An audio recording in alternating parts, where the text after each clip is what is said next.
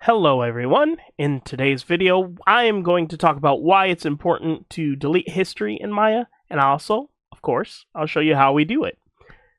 So why do we delete history? Deleting history in Maya keeps your workflow clean and efficient. You see, Maya stores all modeling and modification actions as construction history. As excessive construction history consumes memory, it can slow performance, bloat file sizes, and cause glitching, like unwanted geometry deformations. This occurs especially as the asset grows in complexity.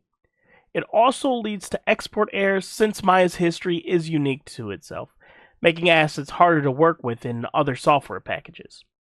In rigging, too much history interferes with skin binding and deformation process, resulting in incorrect weights and laggy deformations. So here's an example of one of my earlier projects before I got in the habit of deleting history. Now, if we look at it from afar, it looks pretty okay. However, once I select the object and zoom in closer, you can see some weird things are happening. My topology gets broken. Not only is my topology broken, but the silhouette of the object itself is broken. So it's really displacing and deforming the geometry as well as destroying my topology, because clearly I didn't model it like that.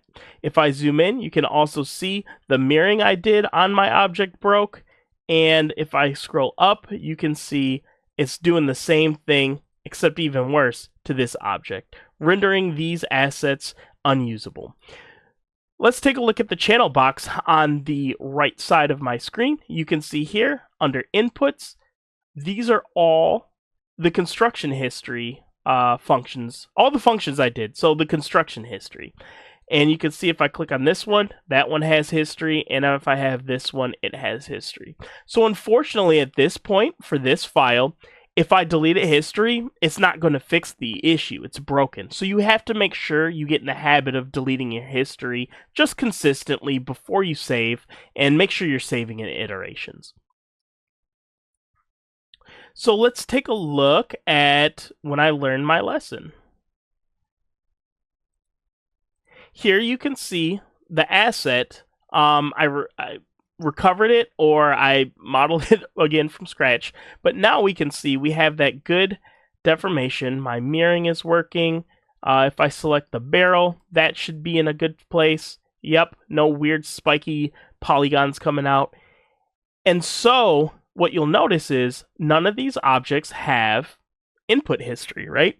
Because I deleted the history. So how do we delete the history in Maya? It's very simple.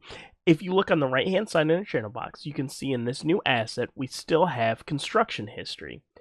All we need to do is select the object. So if you right click, make sure you're at the object level, and we can hit this icon right here. It's got a clock in our X, and we're in the polygon modeling shelf.